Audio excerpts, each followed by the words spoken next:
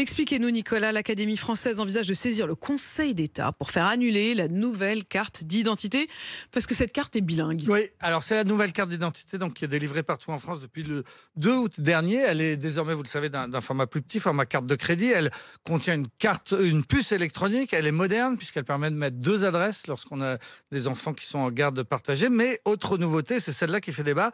Toutes les mentions sont traduites en anglais. Le nom, donc surname, le prénom, given name et toutes les autres indications sur le lieu de naissance ou bien sur la date d'expiration. Et ça ne plaît pas du tout à l'Académie française. Ah non, dès le printemps dernier, la secrétaire perpétuelle de l'Académie, Hélène Carrère-Dancos, avait protesté et dénoncé, je cite, un scandale. Elle citait Camus qui disait « Ma patrie, c'est la langue française ».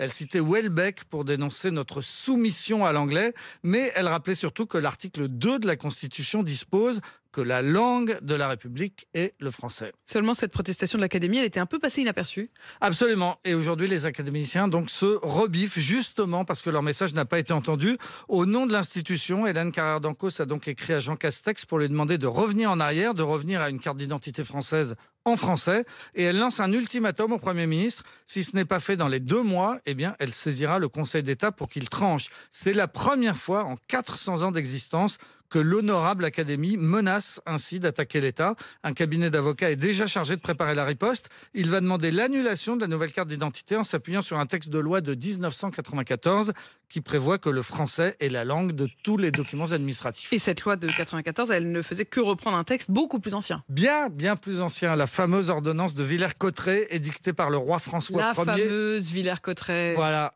Que tous les étudiants en sciences politiques ont étudié, édicté donc par le roi François Ier en 1539. C'est le plus vieux texte législatif encore en vigueur, puisque ces articles 110 et 111 n'ont jamais été abrogés ni modifiés depuis presque 5 siècles. Et que disent ces articles ? Eh bien, ils ordonnent de prononcer tous actes en langage maternel françois. En langage maternel françois. Oui, en françois et non autrement, précise l'article 111. C'est donc l'acte fondateur qui instaure la primauté du français comme langue officielle du royaume. Jusqu'à là, les documents étaient toujours écrits en latin et le peuple, lui, eh bien, il parlait l'occitan, le provençal ou le breton. À l'époque, donc, il ne s'agissait pas de défendre le français comme aujourd'hui, il s'agissait d'imposer le français, d'imposer une nouvelle langue. Et ça a marché, ça a pris du temps, mais ça s'est fait. Alors depuis, évidemment, les temps ont changé. On est en Europe. Que disent les textes européens ?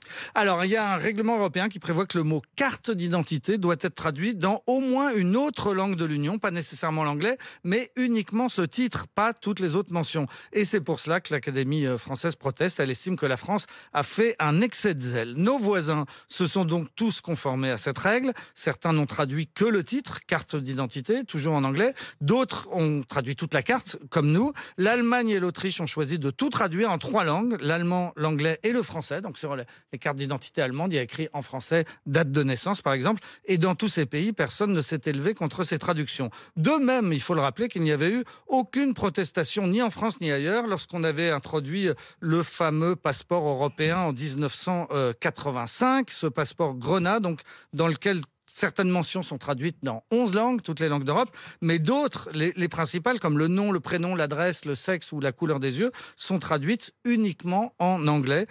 Autrement dit, on a dans nos poches depuis 37 ans ce passeport qui est exactement la même chose que cette nouvelle carte d'identité. Et jusqu'à présent, ça ne vous avait pas empêché de dormir. Non, alors je vais vous dire, en fait, il a quand même un grand côté positif, cette décision, je trouve, du Conseil, de saisir le Conseil d'État, c'est que ça vous a permis de faire une super chronique, parce que je suis ravie d'avoir retrouvé Villers-Cotterêts. Mais à part ça, honnêtement, je trouve que l'Académie française s'insurge, honnêtement, et fait un peu du zèle, parce que ça n'a pas empêché les mentions en français, on n'a pas supprimé le français pour autant. Ça n'est que du bonus. Il est